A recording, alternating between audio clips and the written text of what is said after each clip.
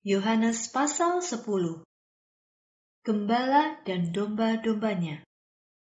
Yesus berkata, "Sesungguhnya orang yang masuk ke kandang domba tidak melalui pintu, tetapi memanjat tembok. Ia adalah seorang pencuri dan perampok. Tetapi orang yang masuk melalui pintu, ia adalah gembala dari domba-domba itu. Penjaga pintu kandang akan membukakan pintu bagi gembala itu, dan domba-domba akan mendengarkan suaranya. Gembala itu akan memanggil domba-domba miliknya sesuai dengan nama mereka, lalu menuntun mereka keluar.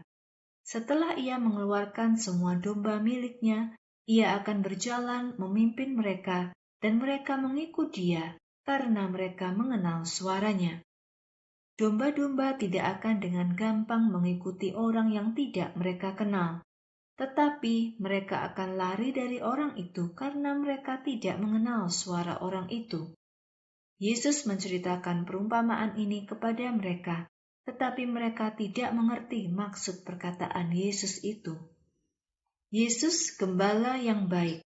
Oleh sebab itu, Yesus berkata lagi kepada mereka, "Sesungguhnya, Akulah pintu bagi domba-domba itu. Semua orang yang datang sebelum Aku adalah pencuri dan perampok, dan domba-domba tidak mendengarkan mereka. Tetapi Akulah pintu. Setiap orang yang masuk melalui Aku, ia akan selamat dan akan keluar masuk untuk mendapatkan makanan. Pencuri datang hanya untuk mencuri, membunuh, dan menghancurkan. Tetapi Aku datang supaya mereka mendapatkan hidup dan mempunyainya dengan berkelimpahan. Akulah gembala yang baik. Gembala yang baik memberikan nyawanya bagi domba-dombanya. Pekerja upahan bukan gembala, dan ia tidak memiliki domba-domba. Ketika serigala datang, ia akan lari meninggalkan domba-domba, sehingga domba-domba itu diterkam dan tercerai-berai. Ia lari karena ia hanya seorang pekerja upahan. Ia tidak peduli terhadap domba-domba itu. Akulah gembala yang baik. Aku tahu domba-domba milikku, dan domba-dombaku mengenal Aku. Sama seperti Bapa mengenal Aku, dan Aku mengenal Bapa. Aku memberikan nyawaku bagi domba-domba itu. Aku juga mempunyai domba-domba yang lain yang tidak berada dalam kandang ini. Aku juga harus membawa mereka kembali, dan mereka akan mendengar suaraku. Kelak, mereka akan menjadi satu dalam kawanan domba-domba dengan satu gembala. Itulah sebabnya Bapa mengasihi Aku, karena Aku memberikan nyawaku supaya Aku dapat menerimanya kembali. Tak seorang pun dapat mengambilnya dariku, tetapi Aku memberikannya secara sukarela. Aku mempunyai hak untuk memberikan nyawaku, dan Aku juga mempunyai hak untuk mengambilnya kembali. Inilah perintah yang diberikan Bapa kepadaku." Karena perkataan Yesus itu, maka timbullah perpecahan di antara orang-orang Yahudi. Banyak dari mereka yang berkata, "Ia kerasukan roh jahat dan menjadi gila. Mengapa kamu mendengarkan dia?" Tetapi yang lain berkata, "Itu bukan perkataan seorang yang dirasuk roh jahat. Lagi pula, dapatkah roh jahat menyembuhkan orang buta dan membuatnya bisa melihat?" Pemimpin Yahudi menentang Yesus. Tibalah hari raya penyucian Bait Allah di kota Yerusalem. Saat itu adalah musim dingin. Ketika Yesus sedang berjalan di lingkungan Bait Allah di Serambi Salomo, datanglah orang-orang Yahudi mengelilingi Yesus dan berkata, "Sampai berapa lama engkau akan membiarkan kami kebingungan? Jika engkau adalah Mesias, katakanlah kepada kami dengan jelas." Jawab Yesus kepada orang-orang itu, "Aku sudah mengatakannya kepadamu, tetapi kamu tidak percaya. Semua perbuatan ajaib yang kulakukan dalam nama Bapa-Ku telah memberikan kesaksian untuk membuktikan tentang Aku. Tetapi kamu tidak percaya, karena kamu bukan kawanan domba-Ku. Domba-domba-Ku mendengarkan suara-Ku. Aku mengenal mereka, dan mereka mengikuti Aku.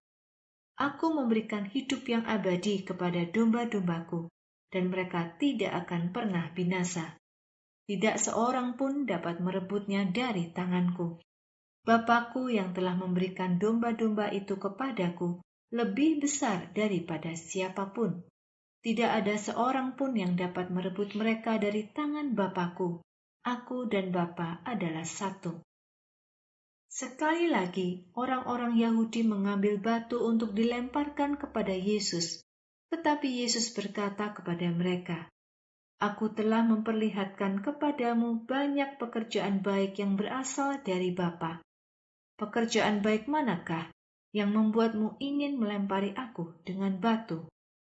Jawab mereka kepada Yesus, Kami melempari engkau dengan batu, bukan karena pekerjaan baik yang telah engkau lakukan, tetapi karena engkau menghujat Allah.